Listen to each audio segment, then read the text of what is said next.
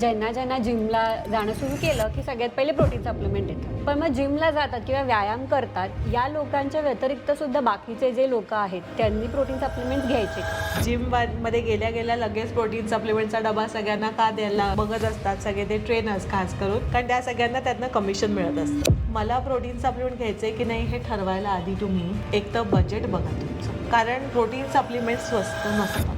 Protein सप्लिमेंट्सनी किडनीवर त्रास होऊ शकतो किंवा युरिक ॲसिड वाढतं असंही काही लोकं म्हणतात. तर काय आहे त्याचं? अल्कोहोल घेतल्याने युरिक ॲसिड वाढतं. सो युरिक ॲसिड आणि प्रोटीनचा ॲज संबंध नाही, कारण हळदीने तिखटपणा वाढत नाही. प्रोटीन हे हळद आहे. ज्यांना मधुमेह आहे, त्या लोकांनी प्रोटीन पावडर घेतलेली चालते का? तुमचं आणि आमचं सेम असतं पॉडकास्टवर आपलं स्वागत आहे. इथे आपण आरोग्य, आहार आणि रोजच्या जीवनातले छोटे किंवा मोठे पण महत्त्वाच्या विषयांवर चर्चा करणार आहोत. मागच्या वेळेस जेव्हा आपण प्रोटीनचा एपिसोड केला, तेव्हा बऱ्याच लोकांनी आपल्याला विचारलं, की "मॅडम तुम्ही प्रोटीन सप्लिमेंट्सवर काहीच बोलला नाहीत." तर आज आपला हाच विषय आहे प्रोटीन सप्लिमेंट्स. ओके. तर सगळ्यात पहिले असं विचारायचं आहे, की ज्यांना ज्यांना जिमला जाणं सुरू केलं, की सगळ्यात पहिले प्रोटीन सप्लिमेंट देतात. पण मग जिमला जातात किंवा व्यायाम करतात, या लोकांच्या व्यतिरिक्त सुद्धा बाकीचे जे लोकं आहेत, त्यांनी प्रोटीन सप्लिमेंट्स घ्यायचे का? पहिली गोष्ट जिमला जायला लागलं म्हणजे प्रोटीन सप्लिमेंट घ्यायला लागतं असं अजिबात नाही. अच्छा. ठीक आहे. आता मध्ये गेल्या गेल्या लगेच प्रोटीन सप्लिमेंटचा डबा सगळ्यांना का द्यायला बघत असतात सगळे ते ट्रेनर्स खास करून, कारण त्या सगळ्यांना त्यातनं कमिशन मिळत असतं आणि अर्थातच त्या मोटिव्हेशननी ते म्हणणार, की आता नाही तुम्हाला मसल बनवायचे तर तुम्ही प्रोटीन सप्लिमेंट घ्यायला पाहिजे. म्हणून लगेच त्यामागे लागतात जरा हं, सगळे हं. जिममधलं पब्लिक. पण नॉट नेसेसरीली की तुम्ही जिमला पण जाताय तरी तुम्ही प्रोटीन सप्लिमेंट्स घ्यायलाच हवेत असं अजिबात नसतं. जर तुम्ही जिमला जात नसाल किंवा जर तुमचा व्यायामाचं स्वरूप तुमचं जे आहे ते वेगळं असेल, की तुम्ही नुसतं वॉक करताय किंवा योगा करताय किंवा पोहताय हं, किंवा तुम्ही काही व्यायाम नसाल करत काहीच. म्हणजे जेमतेम जर माझ्या मैत्रिणीचा फोन आला तर आम्ही जरा फिरायला जातो इतपतच जरी असेल, हं. तर तुम्ही प्रोटीन सप्लिमेंट घेऊ शकता का? तर हो. घ्यायचे का?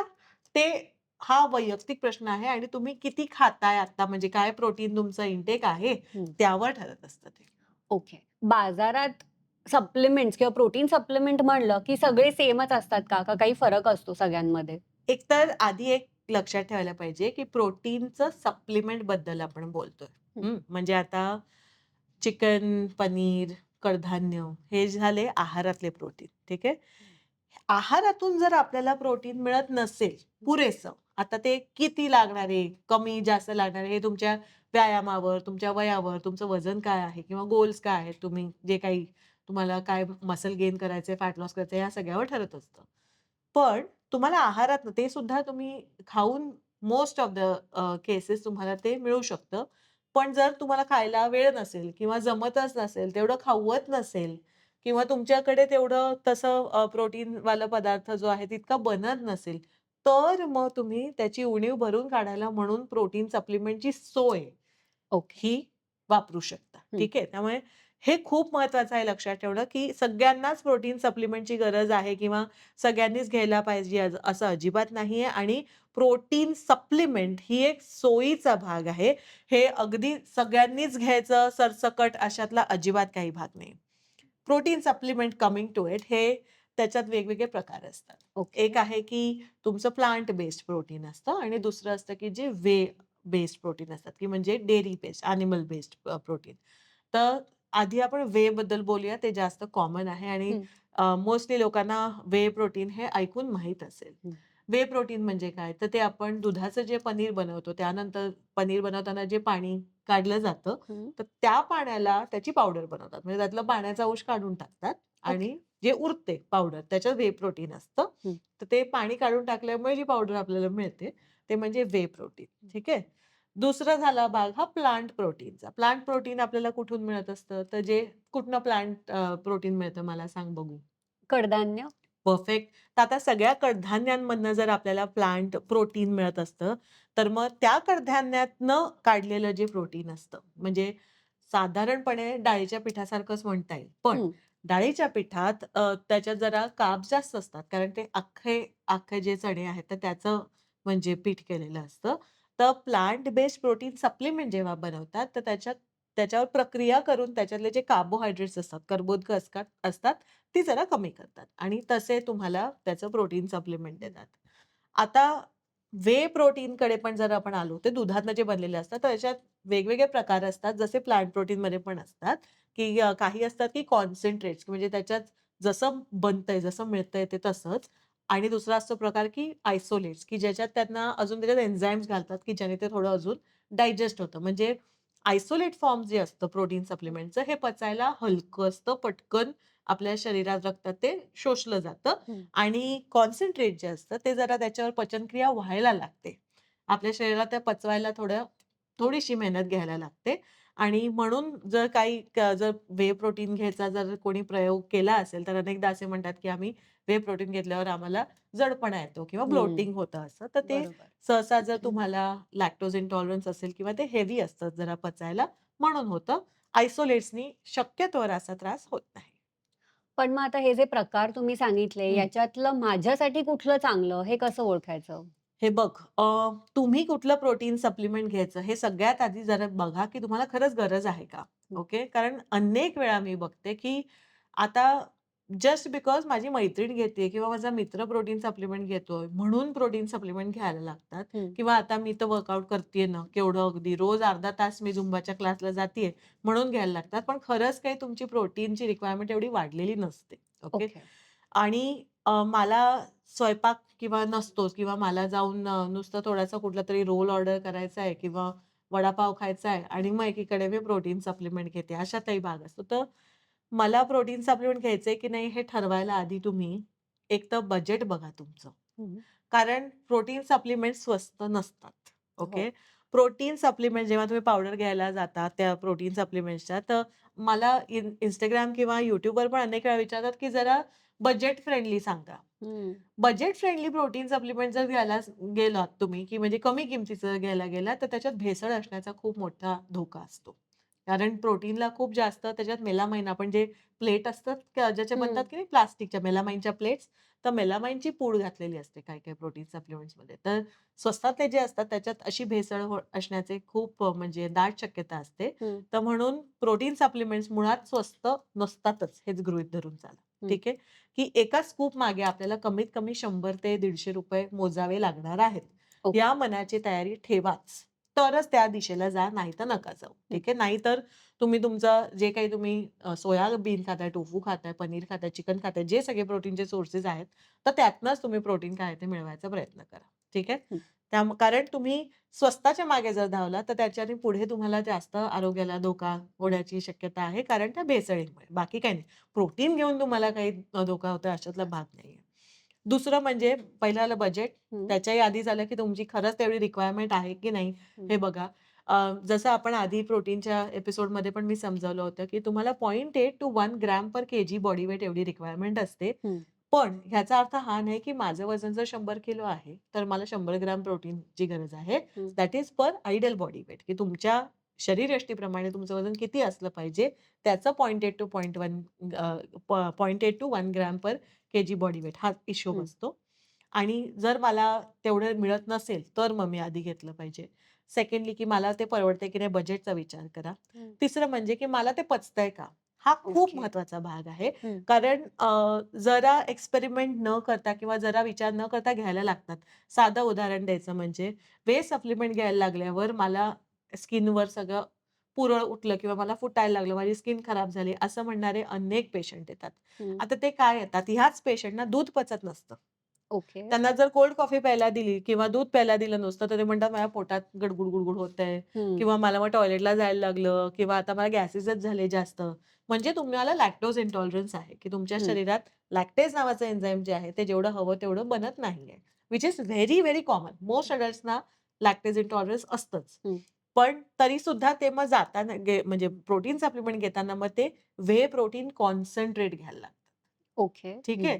कॉन्सन्ट्रेट जर तुम्ही घेतलत किंवा ब्लेंड घेतात, की कॉन्सन्ट्रेट आणि प्रोटीनचं आणि दूध जर पचत नसेल, तर तुम्हाला ते पचायला त्रास होऊन तुम्हाला मग वाटतं, की मी प्रोटीन सप्लिमेंट घेतलं म्हणून मला गॅसेस वगैरे व्हायला लागले किंवा म्हणून मला ब्रेकआउट की म्हणजे स्किन माझी हं. खराब झाली किंवा कॉन्स्टिपेशन झालं.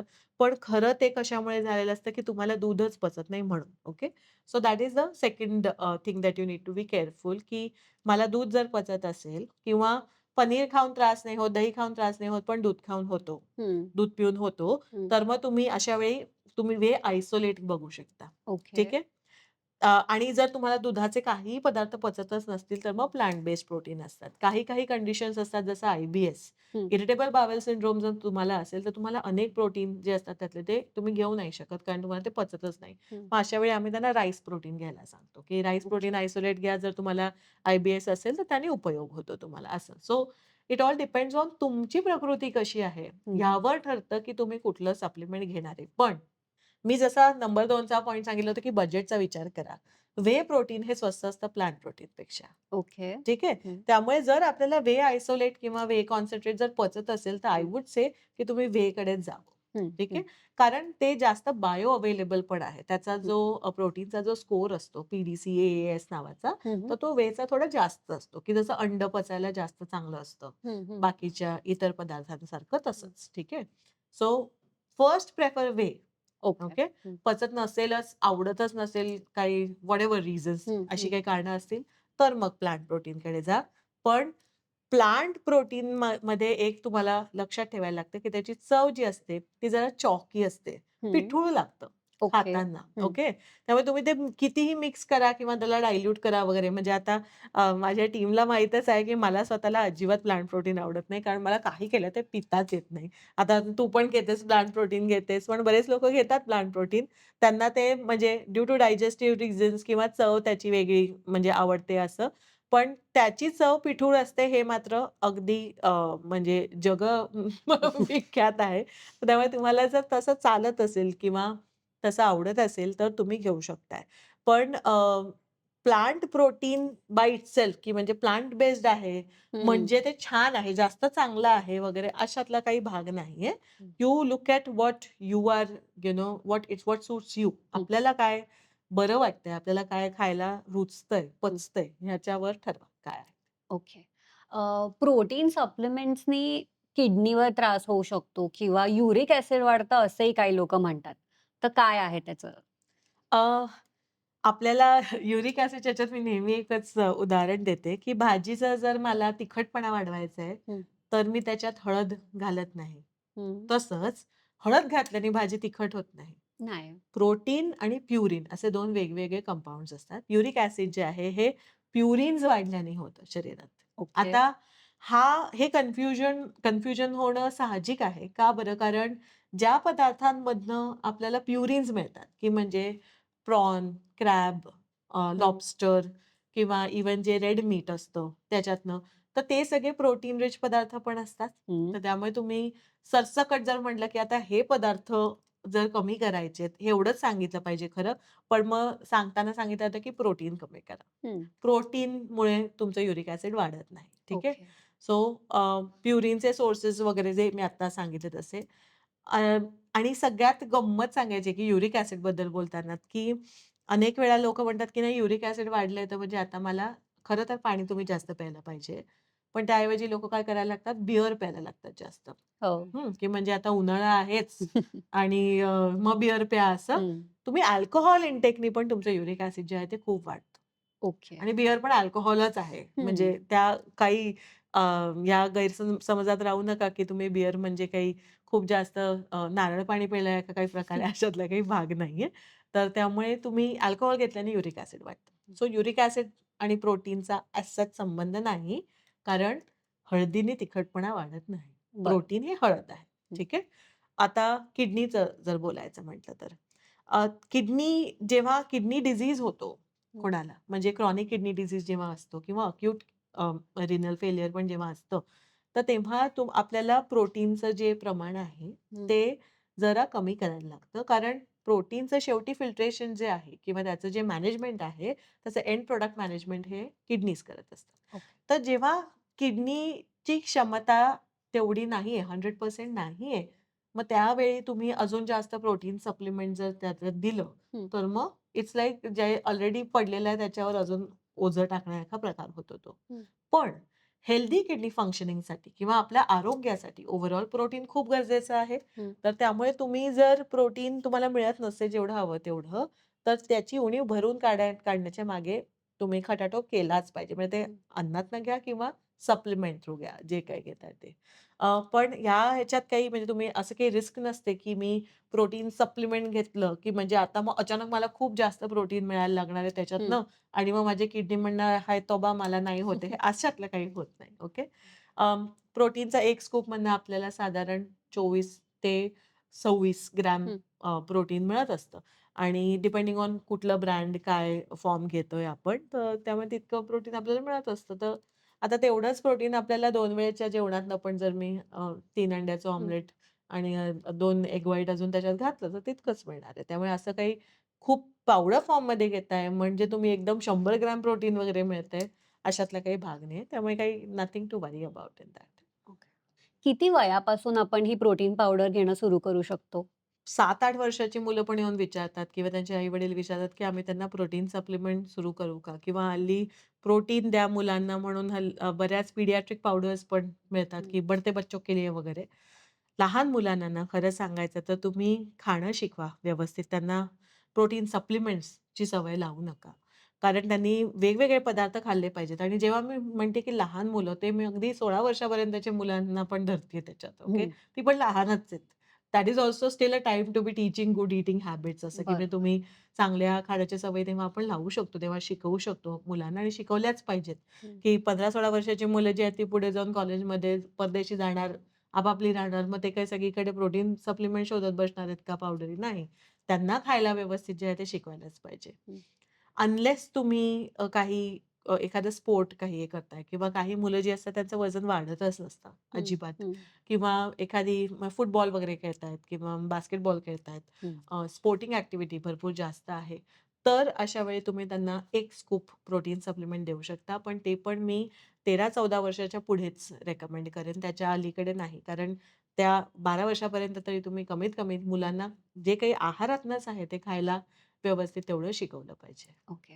आता ना प्रोटीन पावडर आपण कणकेत मिसळून त्याची पोळी केली तर चालते का फक्त पाण्यातनं किंवा दुधातनंच घ्यावं लागतं? काही प्रोटीन सप्लिमेंट्स जे असतात, की ज्याच्यात तुम्ही बरंच काही घातलेलं असतं. एक तर गोडाचे पदार्थ किंवा हं. आयसोलेट्स वगैरे असे. तर ते मिक्स करून तुम्ही जर त्याला गरम केलंत, तर ते कडू होऊ शकतात किंवा त्यातले काही जे काही एन्झाईम्स असतात, तर ते मरतात. मग ते परत तुम्हाला पचायला जड होऊ शकतं. हं. तर त्यामुळे प्रोटीन सप्लिमेंटवर बेक स्टेबल आहे की नाही असं लिहिलेलं असतं, की ज्याला गरम करून चालणार आहे की नाही. हं. तर तसं जर असेल, तर ते तुम्ही वापरू शकता. म्हणजे मग त्याची पोळी वगैरे बनवून हं. पण हे करू शकता. ओके. प्लांट बेस्ड प्रोटीन जे असतात ते युजुअली बेक स्टेबल असतात. ओके. प्रोटीन पावडर घेण्याचे काही साइड इफेक्ट आहेत का? प्रोटीन पावडर जसं मी म्हटलं तसं तुम्ही जर व्हे घेताय आणि तुम्हाला ते पचतच नसेल, तर तुम्हाला ब्लोटिंग, गॅसेस असं होणार आहेत किंवा तुम्हाला खरंच गरज नाहीये किंवा तुम्ही व्यायाम तेवढा करत नाहीये, पण तुम्ही सकाळ-संध्याकाळ नाही प्रोटीन तर पाहिजेच आपल्याला म्हणून जर घेताय, तर मग तुम्हाला ते पचणार नाही. तर then it's going to be difficult for you to hmm. Digest आणि मग तुम्हाला गॅसेस, खूप घाण वासवाले गॅसेस वगैरे असं पण ज्याला प्रोटीन फार्ट्स असं नाव आहे स्पेसिफिक, अच्छा. की तसे जे वास येतात, वासवाले हं. म्हणजे गॅसेस जे होतात, तर तसे होऊ शकतं तुम्हाला. दुसरं म्हणजे की लोकांना वाटतं की हा साइड इफेक्ट आहे.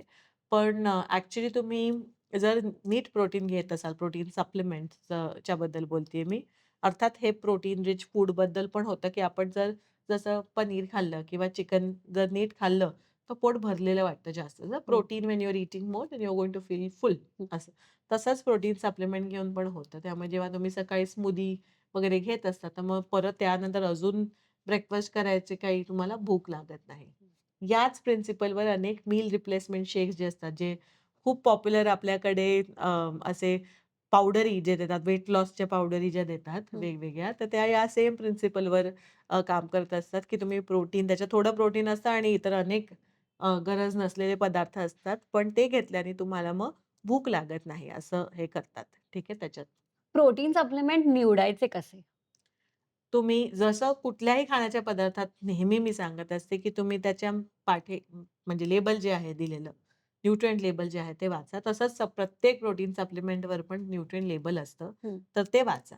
आणि आता त्याच्यात काय बघायचं, की एका स्कूपमध्ये म्हणजे साधारण 25 ते 30 ग्रॅम स्कूप असतो एक त्या प्रोटीन सप्लिमेंटमध्ये आणि त्याच्यावर लिहिलेलं असतं, की पर स्कूप ह्याच्यात काय-काय न्यूट्रिएंट्स आहेत.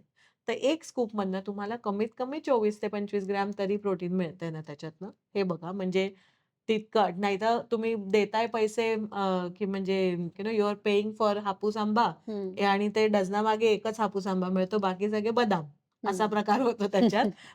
कारण the protein quantity is lesser असं त्याच्यात. तर त्यामुळे तुम्ही 24 ते 25 ग्रॅम पर स्कूप प्रोटीन आहे की नाही त्याच्यात ते बघा.